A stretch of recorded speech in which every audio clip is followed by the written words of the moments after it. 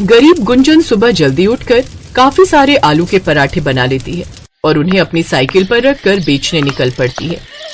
आलू के पराठे, गर्मा गर्म करारी करारी चटपटे आलू के पराठे, मक्खन मारकर ले लो ले लो ले लो। गुंजन लगातार अपनी साइकिल पर आलू के पराठे बेचने के लिए आवाज लगा रही थी। उसकी आवाज सुनकर कुछ ग्राहक उसके पास आ जाते हैं। अरे गुंजन बहन, मुझे जल्दी से 2 आलू के पराठे दे दो। जी भाई साहब, बस जरा सा सब्र कीजिए, अभी लगा देती हूँ। गुंजन अपनी साइकिल रोककर खड़ी हो जाती है। ऐसे ही सामने बनी फैक्ट्री के मजदूर भी उसके पास आलू के पराठे खाने आते हैं। क्या मजेदार पराठे हैं गुंजन बहन, मेरे लिए 2 और लगा दो। हाँ हाँ, अभी लो। फिर दिन तक उसके सारे पराठे बिक जाते हैं। इसी तरह वो हर रोज आलू के पराठे बेचने निकल जाती है। उसके हाथ के पराठे सबको बड़े पसंद थे।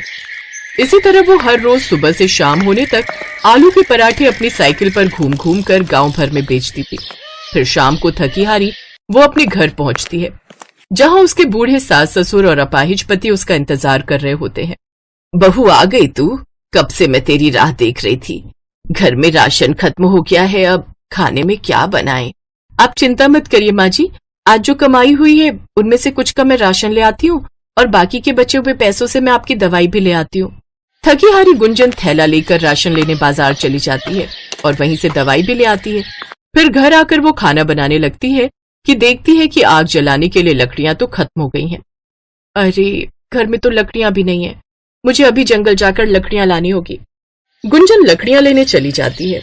कुछ देर बाद घर लौटकर वो सबके लिए खाना बनाती है।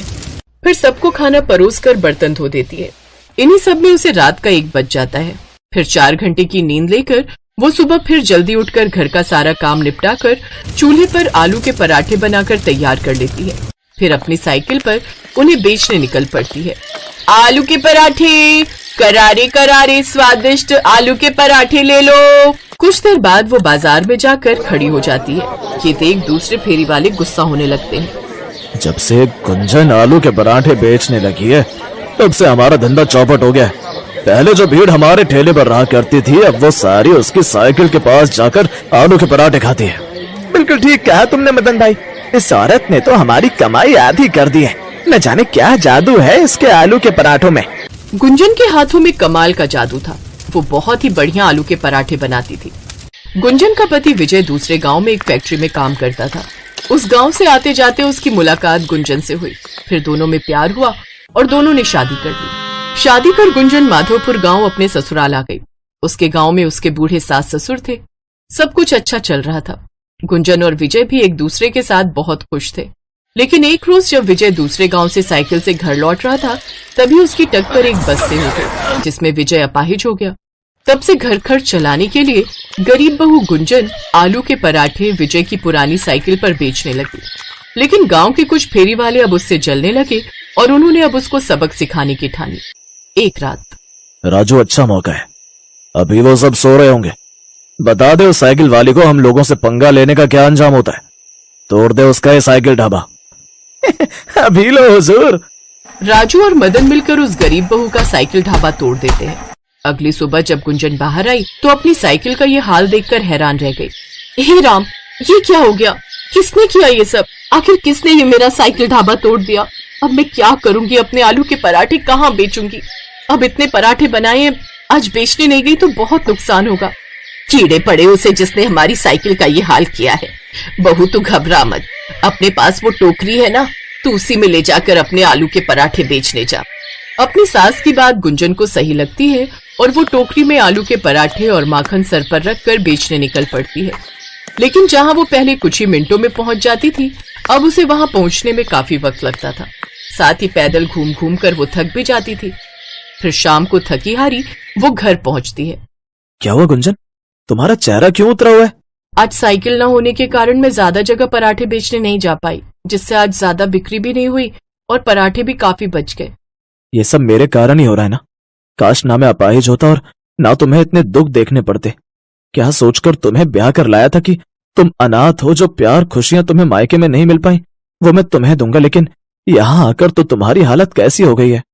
आप परेशान मत होइए जी, मैं आपके साथ खुश हूँ और भगवान ने एक रास्ता बंद किया है तो वो दूसरा भी जरूर खोलेगा। और बहू, जो पराठे बच गए हैं ना, उन्हीं को गर्म कर दे, आज हम वही खा लेंगे। वो सब वही सुबह के बने हुए आलू के पराठे खाते हैं और सो जाते हैं। फिर अगले दिन वो फिर से आलू के पराठे बनाकर टोकरी में रखकर बेचने निकल जाती है। आलू के पराठे ले लो, आलू के पराठे। लेकिन उस रोज भी उसकी ज्यादा बिक्री नहीं हो पाती और वो उदास होकर एक पेड़ के नीचे बैठ जाती है। हे भगवान, ऐसा ही चलता रहा तो मैं कैसे अपना घर चला पाऊंगी? घर का राशन, सबकी दवाइयां, सब कैसे होगा? शाम को गुंजन फिर मायूस सा चेहरा लेकर घर आ जाती है। उसके परिवार वाले उसकी हालत देख समझ जाते हैं कि उसकी आज भी कुछ खास बिक्री नहीं हुई। वो सब भी मायूस हो जाते हैं। तभी उसके पास उसकी सहेली और पड़ोसन रजनी आती है। अरे गुंजन बहन, तुम आ गई? मैं कब से तुम्हारी राह देख रही थी। कहो, क्या बात है रजनी? तुम्हें पता है अपने गांव में ना एक बहुत बड़ी प्रतियोगिता होने वाली है खाने को लेकर। जो भी सबसे अच्छा खाना बनाकर जजेस को इम्प्रेस करेगा उसे पूरे 10 लाख का इनाम मिलेगा। क्या? 10 लाख? हाँ सोच गुंजन, अगर तुम ये प्रतियोगिता जीत गई तो तुम्हें पूरे 10 लाख का इनाम मिल जाएगा। वैसे भी तुम पराठे बनाने में तो माहिर हो। जैसा स्वाद तुम्हारे हाथ के पराठों में है ना, ऐसा कहीं नहीं। और भाग लेने में क्या जाता है, कौन सा इसके पैसे लग रहे हैं। बस फिर क्या था, गुंजन रजनी के साथ वहां गई और उसने प्रतियोगिता में अपना नाम लिखवा लिया। 3 दिन बाद प्रतियोगिता का दिन भी आ जाता है, जहां और भी कई अच्छे घरों की औरतों ने पार्टिसिपेट किया होता है। उन औरतों को देख वो घबरा जाती है। हे भगवान, इन सबको तो मुझसे अच्छा खाना बनाना आता होगा। हे प्रभु, मेरी रक्षा करना। प्रभु का नाम लेकर गुंजन खाना बनाने लग जाती है। वो आलू के मजेदार पराठे बनाकर तैयार कर लेती है। कुछ ही देर में पूरे हॉल में आलू के पराठों की महक फैल जाती है।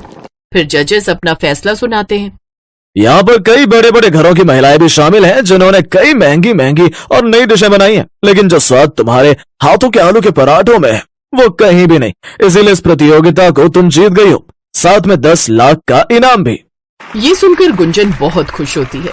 अब वो उन पैसों से एक पक्का घर बनवाती है, साथ ही गांव के बाजार में अपना एक ढाबा खोल लेती है और उसमें आलू के पराठे बनाकर बेचने लगती है, जिससे उसकी खूब कमाई होती है और अब वो अमीर हो जाती है। अब गुंजन की गरीबी दूर हो जाती है और वो खुशी खुशी अपना ढाबा चलाती है।